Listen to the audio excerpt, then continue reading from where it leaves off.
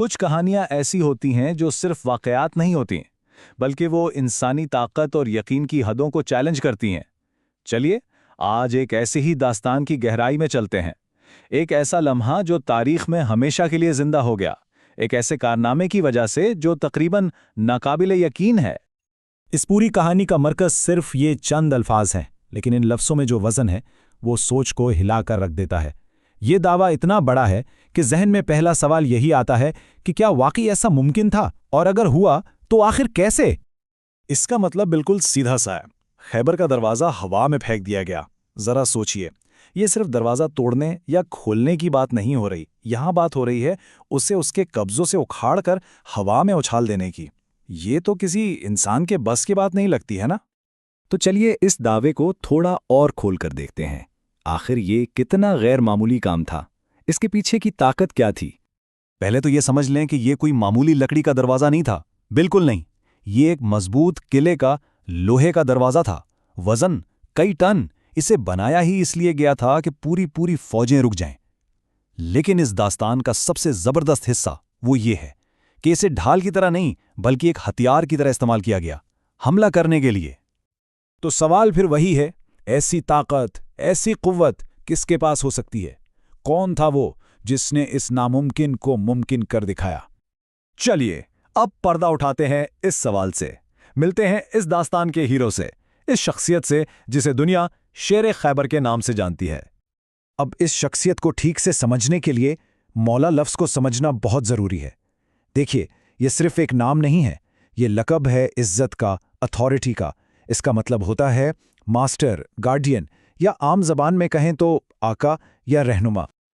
और जहां से ये दास्तान ली गई है वो साफ साफ बताता है कि ये हीरो कोई और नहीं, मौला अली थे। और जब मौला का लक़ब उनके नाम से जुड़ता है ना, तो ये किस्सा सिर्फ जिस्मानी ताकत का नहीं रहता, ये रूहानियत और लीडरशिप की एक मिसाल बन जाता है। ठीक है, तो अब हमें ये तो पता चल गया कि ये काम किसने किया। अब ये देखते हैं कि ये हुआ कहाँ और क्यों। इस जंग का पूरा पस-ए-मंज़र समझना बहुत ज़रूरी है। ये वाक़या पेश आया तारीख़ की एक बहुत मशहूर जंग खैबर में।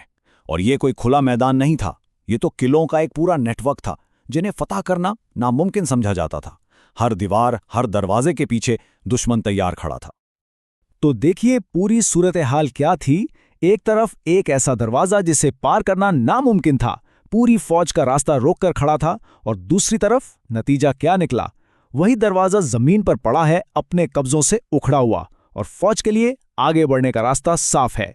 एक पल में सब कुछ बदल गया।